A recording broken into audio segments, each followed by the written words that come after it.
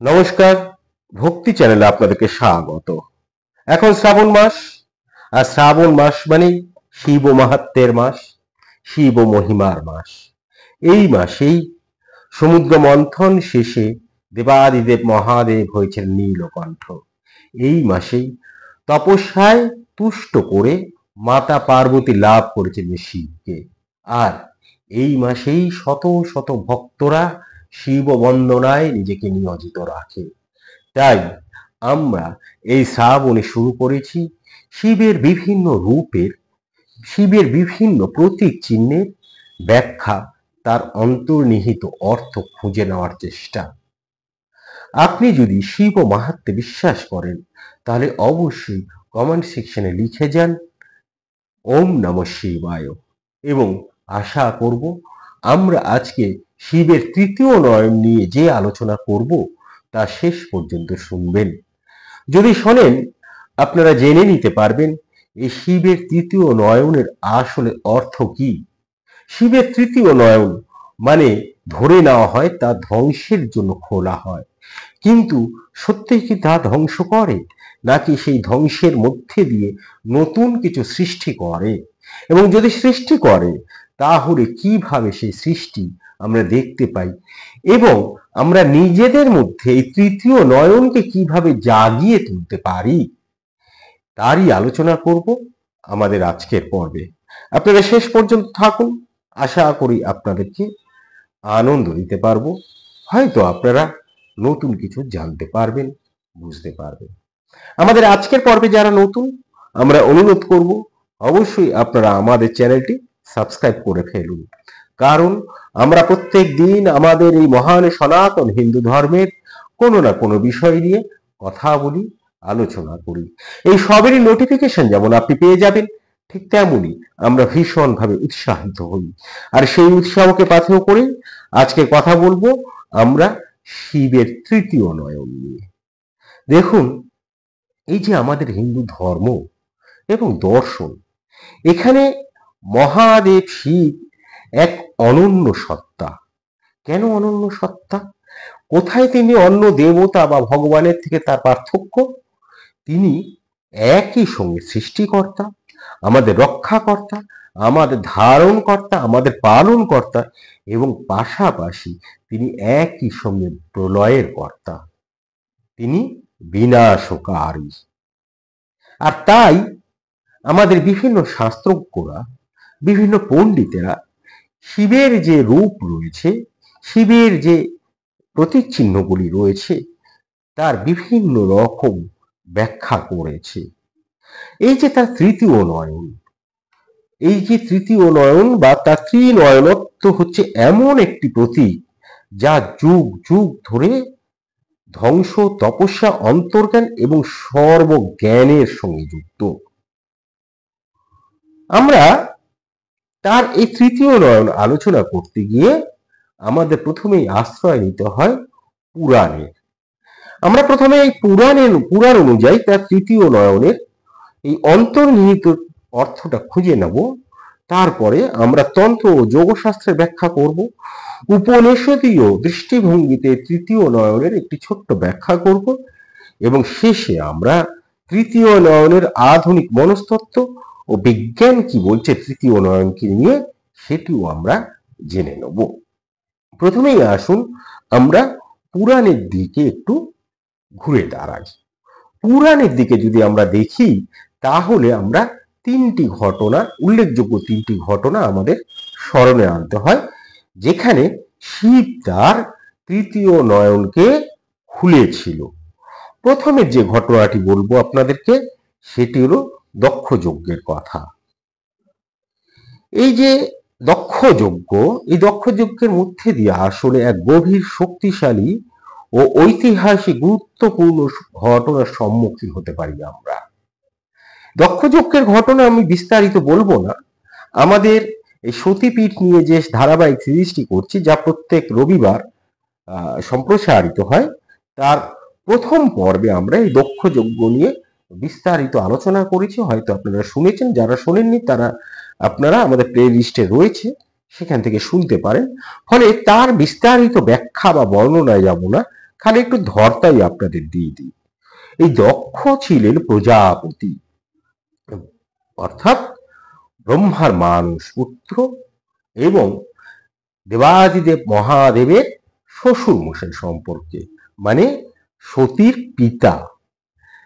এবার তিনি একবার একটা যজ্ঞের আয়োজন করলেন এবং তার লক্ষ্য ছিল বা উদ্দেশ্য ছিল এই শিবকে অপমান করা।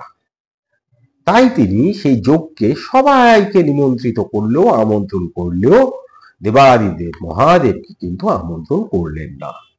এবার সতীর কাছে যখন এই বার্তা পৌঁছলো, তখন সতী এই পতির অপমানে নিজে সেই দক্ষ যজ্ঞে যান এবং নিজেকে নিজে আত্মাহুতি দেন। এখন দেবাদিদেব মহাদেব এই কথা শুনে বা এই কথা জানতে পেরে রুদ্র রূপে প্রকাশিত হন এবং দক্ষ যজ্ঞে গিয়ে তার তৃতীয় নয়নটি উন্মোচন করে সেইখান থেকে তিনি বীরভদ্র ভদ্রকালীকে প্রকটিত করেন।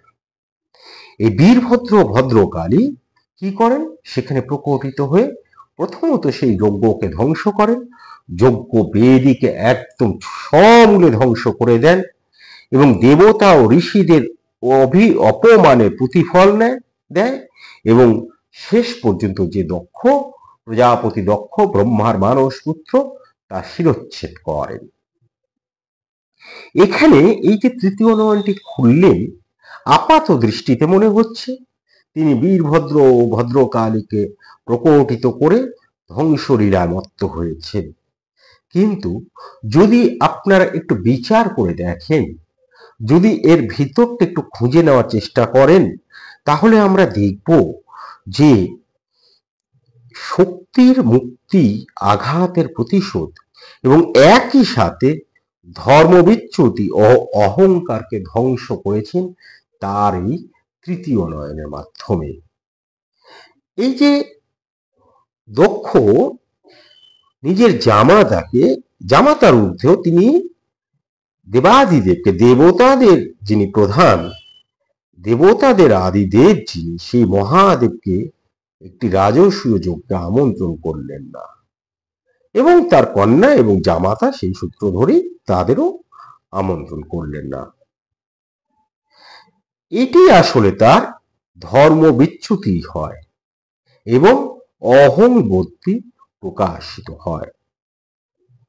তাই এখানে তৃতীয় নয়নের আগুন হচ্ছে শোকে রূপান্তরিত হয়, অর্থাৎ আঘাতের প্রতিশোধ নেয় এবং ভগবান এখানে রুদ্র রূপে প্রকাশিত হন, অর্থাৎ শক্তির মুক্তি ঘটে তৃতীয় নয়নের মধ্যে দিয়ে। আর এই যে ধ্বংস, তা আসলে অন্যায়ের বিরুদ্ধে চেতনাকে জাগ্রত করে। আর রুদ্ররূপ যা মৌনী যোগের প্রতিরোধী প্রকাশ। এরপর আরেকটি ঘটনা আপনাদেরকে বলবো পুরাণ অনুসারে, সেটি হলো শিব পুরাণ অনুসারে, সেটি হলো কামদেব মদনের ভস্ম হয়ে যাওয়ার ঘটনা। শিব পুরাণ অনুসারে আমরা দেখছি যে দেবতারা একটা সময় চাইলেন যে পার্বতীর সঙ্গে শিবের মিলন হোক এবং মিলনে তাদের একটি সন্তান হোক। শিব তখন তপস্যায় রত। এরকম একটা সময় দেবতাদের পরামর্শে কামদেব মদনদেব সেখানে উপস্থিত হন এবং তার মোহিনী বিদ্যায় শিবকে বশীভূত করার চেষ্টা করেন। এতে শিবের তপস্যা ভঙ্গ হয় এবং তিনি ক্রুদ্ধ হয়ে তার তৃতীয় নয়ন খোলেন। সেই নয়নের তেজে কামদেব ভস্ম হয়ে যায়, ছাই হয়ে যায়। যদিও পরে রতির প্রার্থনায় কামদেব আবার তার দেহ ফিরে পায়, সেটি আলাদা গল্প আখ্যান, সেটি আমরা পরে কখনো আলোচনা করব। তা এই যে তৃতীয় নয়নে কামদেব এখানে ধ্বংস হয়ে গেল, আসলে এই ধ্বংস কিন্তু আমাদেরকে দেখায় এই যে জাগতিক যে কামনা, জাগতিক যে বাসনা এবং আমাদের যে ইন্দ্রিয়র প্রতি যে আসক্তি, তাই ধ্বংস করে। কামদেবের দহন মানে শিবের অচঞ্চল তপস্যায় কাম আবেগের প্রলয়। এরপরে আমরা দেখব ত্রিপুরাসুরবৎ, যা আসলে অজ্ঞানতাকে দূর করে, অহংকারকে দূর করে, মায়া মোহকে দূর করে। এই এক কথায় অহংকার অজ্ঞানতাকে দূর করে। অহংকার, মায়া, মোহ এই নিয়েই তো হচ্ছে আমাদের অজ্ঞানতা। যার জ্ঞান নেই, যিনি ঈশ্বরকে জানেন না, বোঝেন না, তিনিই তো অজ্ঞান। আর তিনি এই এই যে ষড়রী পূজা আমাদের আছে, তাতে বশীভূত হয়ে থাকে। তা এই ত্রিপুরাসুর কি করেছিলেন? এই ত্রিপুরাসুররা তিনটি দুর্গ নির্মাণ করেছিলেন স্বর্গ, মর্ত্য, পাতালে। কেননা সেইখান থেকে তারা শাসন কার্য পরিচালনা করবেন, অর্থাৎ পুরো ত্রিভুবন জয়ী হতে চেয়েছিলেন। এদিকে দেবতারা তাদের সঙ্গে যুদ্ধে পেরে উঠছে না, তখন তারা দেবাদিদেব মহাদেবের শরণাপন্ন হন এবং দেবাদিদেব মহাদেব একটি মাত্র তীর ছুঁড়ে সেই দুর্গকে ধ্বংস করে এবং তৃতীয় নয়ন উন্মোচন করে তাদেরকে বিনাশ করে।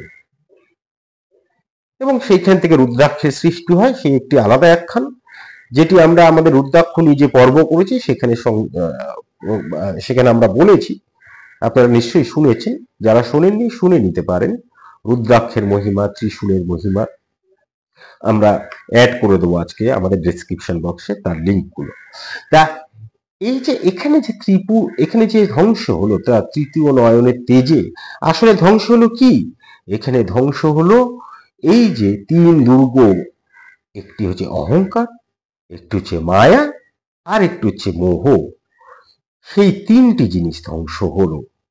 তা এই তিনকে এক দৃষ্টিতে জ্বালিয়ে দেওয়াই হচ্ছে তৃতীয় নয়নের ভূমিকা।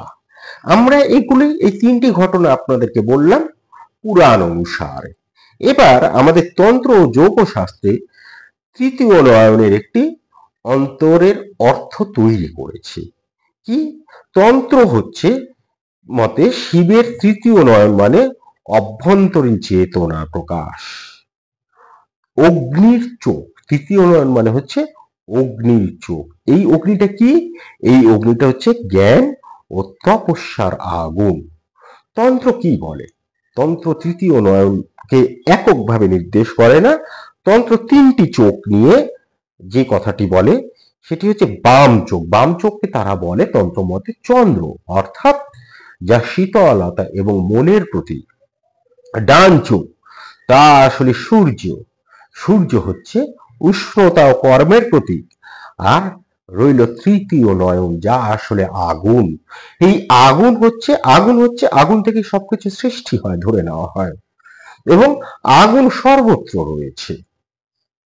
এবং আগুন আমাদেরকে সৃষ্টির পথে নিয়ে যায়, জ্ঞানের পথে নিয়ে যায়। হ্যাঁ, আগুন দিয়ে আমরা দেখি। তাই আগুন হচ্ছে তপস্যার প্রতীক। তৃতীয় নয়ন মানে অগ্নি, যা আসলে তপস্যা বোঝায়, যা আসলে দৃষ্টিকে বোঝায়। এখানে দৃষ্টি বলতে কিন্তু এই জাগতিক কোনো কিছু দেখা না, অন্তর্গত দৃষ্টি। তাহলে তৃতীয় নয়ন হচ্ছে তিন শক্তির সমন্বয়ে জন্ম নেয়। তৃতীয় নয়ন শিব সংহিতা এবং গোরক্ষ সংহিতা অনুসারে তাই বলা হচ্ছে, অন্তর্জ্ঞানে যিনি স্থিত তিনি তৃতীয় নয়নের অধিকারী। এটি কেবল চোখ নয়, তৃতীয় মাত্রার উপলব্ধি। খেয়াল করবেন, এটি চোখ নয়, তৃতীয় মাত্রার উপলব্ধি। এই তৃতীয় মাত্রাটা কি? এই তৃতীয় মাত্রার প্রথম মাত্রা হচ্ছে সময়াতি দৃষ্টি, অর্থাৎ ত্রিকাল জ্ঞান। আর তৃতীয় মাত্রাটা হচ্ছে মায়ার আবরণ ভেদ করে সত্যকে উপলব্ধি করা। এবং তৃতীয় মাত্রা হচ্ছে মনের স্তরকে অতিক্রম করে বিন্দু বা পরম তত্ত্বে দর্শন করা। এবং এইটি আমাদের এই মানব দেহে করা সম্ভব। কিভাবে? এবার আমরা সেইটির দিকে আস্তে আস্তে এগোই। দেখুন, যোগতত্ত্বে তৃতীয় নয়নকে বলা হচ্ছে আজ্ঞা চক্র। এই আজ্ঞা চক্রের অবস্থান কোথায়? এই আজ্ঞা চক্রের অবস্থান হচ্ছে ভ্রুর মাঝখানে। আমাদের দুই ভ্রুর মাঝখানে হচ্ছে আজ্ঞা চক্রের অবস্থান। এর রং হচ্ছে বেগুনি বা ইন্দ্রনীল, আর মন্ত্র হচ্ছে ওম ধ্বনি।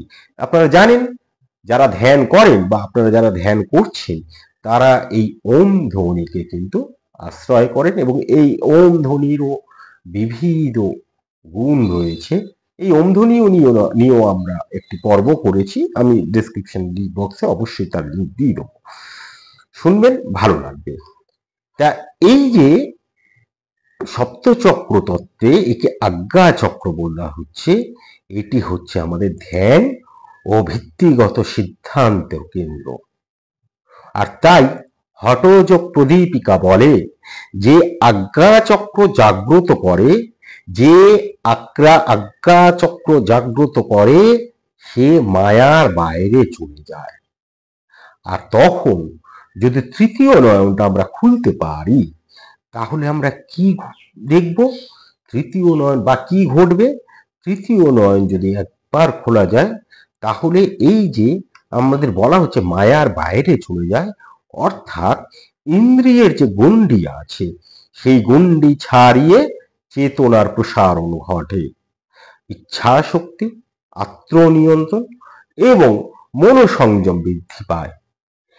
এইগুলো যদি বৃদ্ধি পায় আমাদের, তাহলে মায়া ও জড়জগতের যে আসক্তি আছে, যা আমাদের ধর্ম চর্চার পথে প্রধান অন্তরায়, ধর্মকে জানার পথে মানে ঈশ্বরকে জানার পথে, আধ্যাত্মিকতার চর্চার পথে যা প্রধান অন্তরায়, সে মায়া বা সেই জড়জগৎ বা আমাদের যা শরীর পূজা, এটি শত্রু, ছটি শত্রু, তার আসক্তি লুপ্ত হয়ে যায়। অতএব তৃতীয় নয়ন মানেই হচ্ছে এক বোধির সূচনা। আর সেই জন্য উপনিষদ ও দর্শনে তৃতীয় নয়ন সম্পর্কে বলা হচ্ছে, সরাসরি এখানে বলছে না, কিন্তু বলছে ন তত্র সূর্য ভাতি ন চন্দ্র তারকম, অর্থাৎ সেই চৈতন্য লোকে সূর্য চাঁদের আলো কাজ করে না, কেবল আত্মজ্ঞানই সেখানে দীপ্ত। এই আত্মজ্ঞানই হচ্ছে আসলে শিবের তৃতীয় নয়নের আলো, বা যেটিকে আমরা তেজ বলছি।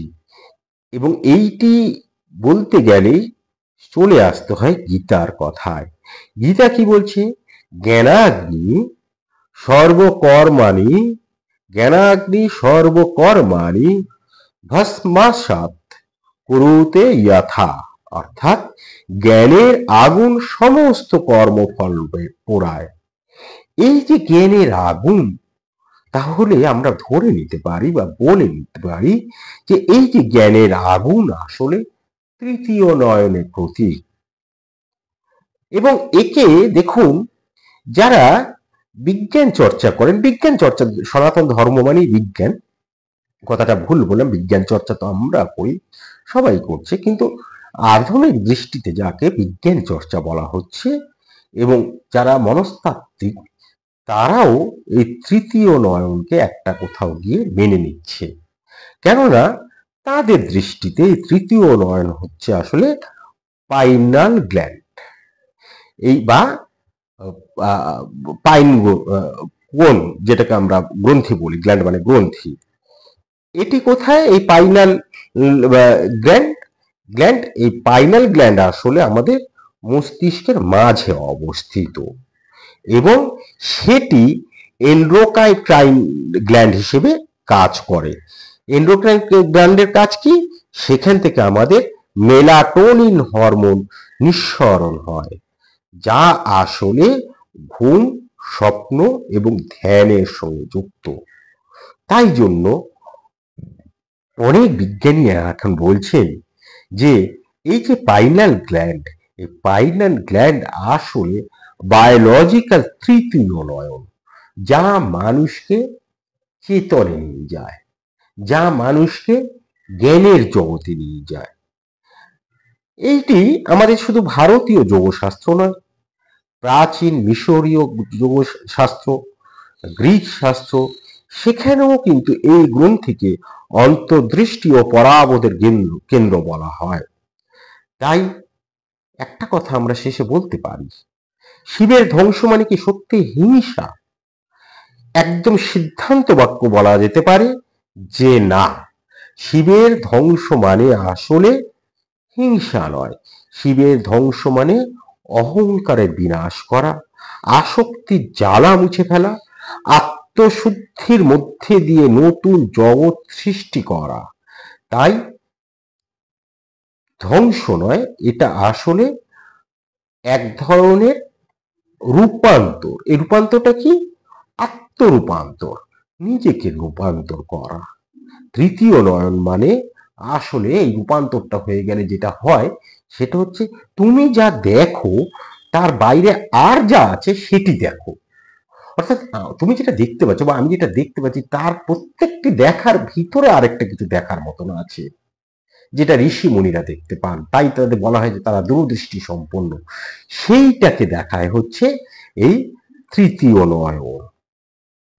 সেটি আসলে একটি চেতনার জ্যোতি, একটি সাধনার মধ্যে দিয়ে এই জায়গায় পৌঁছতে হয়। এটা হচ্ছে এমন একটা অন্তর্দৃষ্টি যা আসলে জাগতিক মোহকে পুড়িয়ে ফেলে, আত্মা ও ঈশ্বরের মাঝখানে আলো ফেলে। ফলে আমরা ঈশ্বরকে জানতে পারি, বুঝতে পারি এবং চেতনার পরিপূর্ণ রূপে মানুষকে শিব তত্ত্বে স্থিত করে। তাই যিনি তৃতীয় নয়নে জাগ্রত, অর্থাৎ ধ্যানের মাধ্যমে যখন তৃতীয় নয়নকে জাগিয়ে তোলা যায়, তিনি আসলে অন্তর্যামী, পরমজ্ঞ এবং তিনি আসলে শিব স্বরূপ। তাই শেষে বলি, শিবের তৃতীয় নয়ন ধ্বংসের আগুন নয়, আবারও বলি, বরং অজ্ঞানতার শেষ সীমায় জ্ঞানের দীপ্তি। এটি জাগতিক কামনা, মোহ, মায়াকে পোড়ায়। যেমন কামদেব ধ্বংস হয়েছিল, যেমন দক্ষ ধ্বংস হয়েছিল, যেমন ত্রিপুরারি 3 দুর্গ ধ্বংস হয়েছিল। এবং সেই যে পোড়ানো হয় তা আত্মরূপে স্থিত হওয়ার জন্য এখন আমাদের একটাই কাজ, সেটি হচ্ছে যেন আমরা নিজের ভিতরে শিবকে উপলব্ধি করতে পারি। আর তার জন্য দরকার শিবের এই যে বিভিন্ন প্রতীক রয়েছে, শিবের যে বিভিন্ন রূপ রয়েছে, তার অন্তর্গত অর্থটাকে বোঝার এবং নিজের বোধে আনার। আমাদের সঙ্গে থাকুন। আমরা আগামী দিনে শিব তত্ত্ব নিয়ে এরকম বিবিধ আলোচনা করব। সেগুলো শুনুন, দেবাদিদেব মহাদেবকে জানুন এবং অবশ্যই কমেন্ট সেকশনে লিখে যান ওম নমঃ শিবায়। ভালো থাকবেন, ভালো রাখবেন, নিজে আনন্দ থাকবেন, অন্যকে আনন্দিত রাখবেন। ধন্যবাদ, নমস্কার।